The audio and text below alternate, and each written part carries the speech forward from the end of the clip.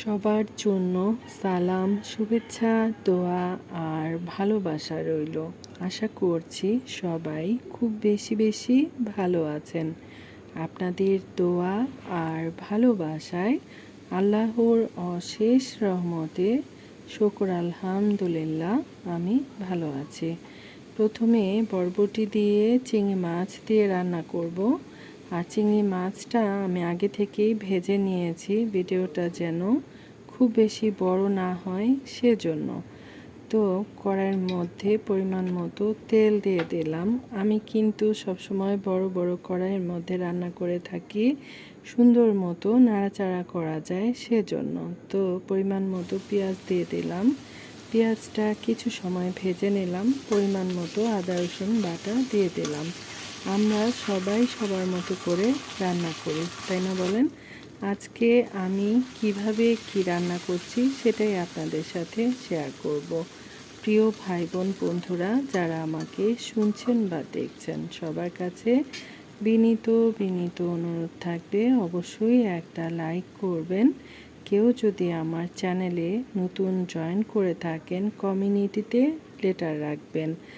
আর প্রতিনিয়ত যে সকল ভাই বোন বন্ধুরা আমার ভিডিওগুলো ওয়াচ করে আমাকে একটু একটু করে এগিয়ে যেতে সাহায্য করছেন, সবার প্রতি মন থেকে অনেক দোয়া, অনেক ভালোবাসা, কৃতজ্ঞতা সব সময় আছে।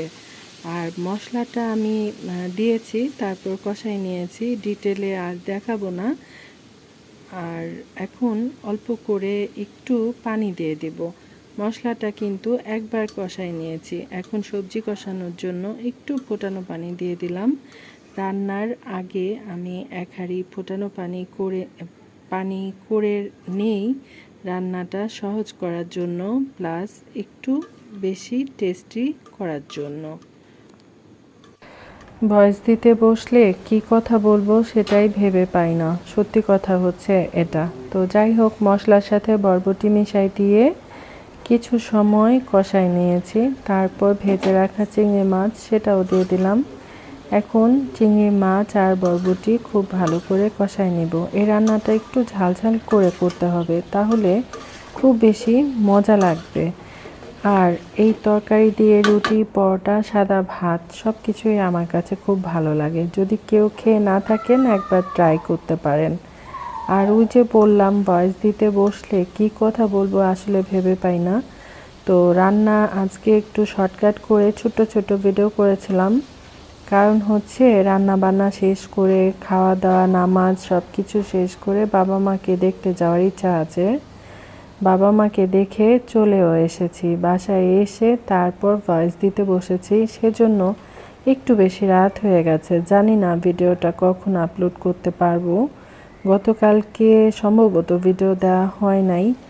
আর শরীর স্বাস্থ্য মন আসলে ভালো লাগে না, সেই কত জন্ম আগে থেকে ভিডিও শেয়ার করছি, কিছুই তো হচ্ছে না। আর যাই হোক, বরবটি রান্নাটা হয়ে গেছে। আসলে কি থেকে কি বলে ফেলবো, সেজন্য কথাটা স্টপ করে দিলাম। আর এই তো বরবটি রান্নার ফাইনাল লুক দেখেন, কতটা ইয়াম্মি হয়েছে। আমার মতো করে অবশ্যই রান্না করে ট্রাই করবেন। আমি চিংড়ি মাছ দিয়ে বরবটিটা আমার কাছে বেশি মজার হয়, তবে সেদিন যে রান্না করেছিলাম পটল, আলু, বরবটি দিয়ে মাছের তরকারি, সেটাও অনেক মজার হয়েছিল। এদিকে কাঁকরোল আমি স্লাইস করে কেটে নিয়েছি, তারপর হলুদের গুঁড়া, মরিচের গুঁড়া, লবণ এগুলা মেখে কিছু সময় রেখেছিলাম। কিছু সময় না রাখলে মানে ভাজাটা খেতে কিন্তু খুব একটা মজা লাগবে না। আমি আগে মেখে রেখে তারপর তরকারিটা রান্না করেছিলাম। তারপর তরকারি রান্না হয়ে গেছে পরে, তারপর আমি কি বলে এটা, কাঁকরোল ভাজতে বসাই দিয়েছি। অতগুলা কাঁকরোল ভাজা দেখাতে গেলে ভিডিওটা অনেক বেশি লম্বা হয়ে যাবে, তো আমি যে ভাজাভুজি করেছি জাস্ট এটুকুন একটু দেখালাম। তারপর পেঁয়াজ, কাঁচামরিচ খুব সুন্দর করে তেলের মধ্যে ভেজে নিয়েছি। পেঁয়াজ, কাঁচামরিচ ভাজা যদি না দিই তাহলে কিন্তু এভাবে কাঁকরোল ভাজা খেতে একদম মজা লাগবে না। আমরা যখন ভাজাটা খাই তখন আমরা সবাই কিন্তু পেঁয়াজ আর কাঁচামরিচ খুঁজতে থাকি, তো এদিকে হচ্ছে আমার মেয়ে তো চিংড়ি মাছ খাবে না, সে কিন্তু একটা সময় অনেক পছন্দ করে ভালোবেসে চিংড়ি মাছ খাইতো, এখন চিংড়ি মাছ দেখলে যেন কেমন করে। তো রুই মাছ যে খুব বেশি পছন্দ করে খায় সেটাও না, কিন্তু ওকে কি খাবার দিব বলেন। মুরগি রান্না করতে করতে আমার আসলে আর মুরগি রান্না করতেও ইচ্ছে করে না, আর সত্যি কথা বলতে কি মেয়েও মুরগি আর খেতে চায় না। তো ওকে তো কিছু না কিছু দিয়ে ভাত খেতে হবে, সেজন্য রুই মাছটা লাল মচমচে করে ভাজি করে দিব, গরম গরম ভাতের সাথে খেতে ভালোই লাগবে। সে আবার সব ধরনের মাছ খায় না, রুই মাছ, তারপর হচ্ছে শোল মাছ, আর কি কি যেন দুই একটা মাছ খায় আর কি হাতে গোনা। তো যাই হোক, মাছ ভাজাভুজি করতে করতে প্রিয় ভাই বোন বন্ধুদের কাছে সব সময়কার মতো বিনীত অনুরোধ করব, যারা আমার ভিডিওটা দেখছেন অথচ লাইক করতে ভুলে গেছেন, অবশ্যই একটা লাইক করবেন আর সম্পূর্ণ ভিডিও দেখবেন। ভিডিওতে এসে অল্প একটু দেখে কমেন্ট করে চলে গেলে মানে তারপর যে আমি কি রান্না করেছিলাম আজকের দিনে সেটা কিন্তু আর দেখা হলো না, মিস হয়ে যাবে, তাই না বলেন? রুই মাছ ভাজা খেতে কে কে ভালোবাসেন কমেন্ট করে জানাবেন, ঠিক আছে? ভাজাভুজি করি, থাকেন আমার সাথে। সকালবেলা ঘুম থেকে ওঠার পর থেকে শুরু হয়ে যায় কাজ আর কাজ। আমার অন্যান্য বোনদেরকে দেখি ওরা এত কাজ করতে পারে মাশাআল্লাহ, আমি শুধু তাকিয়ে তাকিয়ে দেখি এত কাজকর্ম কিভাবে করে। আর যাই হোক, এই তো মাছ ভাজা হয়ে গেছে, বয়স দিতে বসেছি, ঘুমে ঝুমে বারবার পড়ে যাচ্ছে আর কি। আর এদিকে মাছ ভাজা হয়ে গেছে, তারপর কিছু কাঁচামরিচ নিয়ে আসছিল। কাঁচামরিচ কীভাবে ফ্রিজে রাখলে কাঁচামরিচটা খুব বেশি ভালো থাকে, মানে আমি কিভাবে কাঁচামরিচটা রেখে থাকি সেটাই আপনাদের সাথে ছোট্ট করে শেয়ার করলাম। একটা বয়ম নিয়েছি, বয়মের নিচনে টিস্যু পেপার দিয়েছি একটু মোটা করে ভাঁজ করে, তারপর কাঁচামরিচগুলা এই তো ভরে নিলাম। তারপর ঢাকনা দিয়ে আর কি ঢাকনা দিয়ে নর্মাল ফ্রিজে রেখে আপনি অনেক দিন কাঁচামরিচ খেতে পারবেন। এখন তো সবজির মধ্যে শুধু পানি আর পানি, মানে যেভাবেই রাখি না কেন সবজি কিন্তু খুব একটা ভালো থাকে না। তো যাই হোক, আমি এভাবে মরিচটা সংরক্ষণ করি, মানে ফ্রিজে রাখি, সেটা একটু দেখালাম। তারপর রান্না বান্না শেষ করে সবজি কোটা ফেলানোর জন্য আমার বাগানে গিয়েছিলাম। তো রোদ পড়েছে, গাছের পাতাগুলা দেখতে অনেক বেশি ভালো লাগছিল।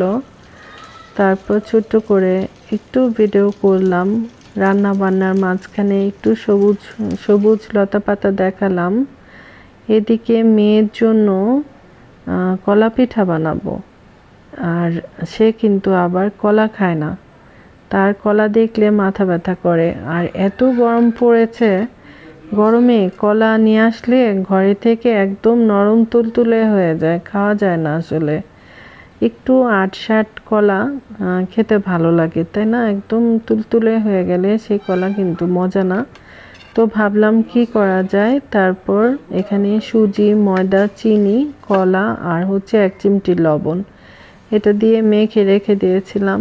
তারপর মেয়ে আবার কলা পিঠা খায় আর কি, কলা পছন্দ করে না কিন্তু কলা পিঠাটা একটু পছন্দ করে খায়। তো মেয়েকে খাওয়ানোর জন্য ছোট্ট একটা চেষ্টা বলতে পারেন।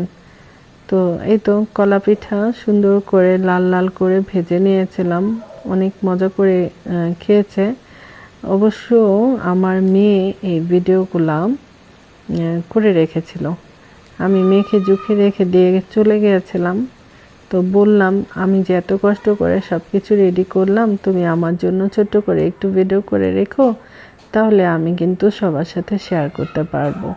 তো এই যে দেখেন, বুড়ি কত সুন্দর করে আমার জন্য ভিডিও করে রেখেছে। কলা পিঠাটা দেখতে যেমন সুন্দর হয়েছিল, খেতেও অনেক বেশি মজার হয়েছিল।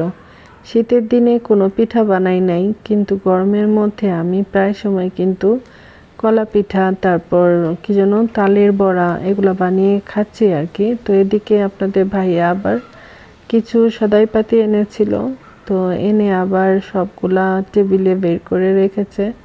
দেখে ভালো লাগলো, তারপর ছোট্ট করে একটু ভিডিও করলাম। আর সব কিছুর দাম নাগালের বাইরে, সত্যি কথা। কাঁচা সবজি থেকে শুরু করে মুদি বাজার সব কিছু অনেক দাম, অনেক দাম। তো যাই হোক, আজকে এটুকুই শেয়ার করা ছিল। ভালো থাকেন, সুস্থ থাকেন। আল্লাহ হাফেজ। আসসালামু আলাইকুম।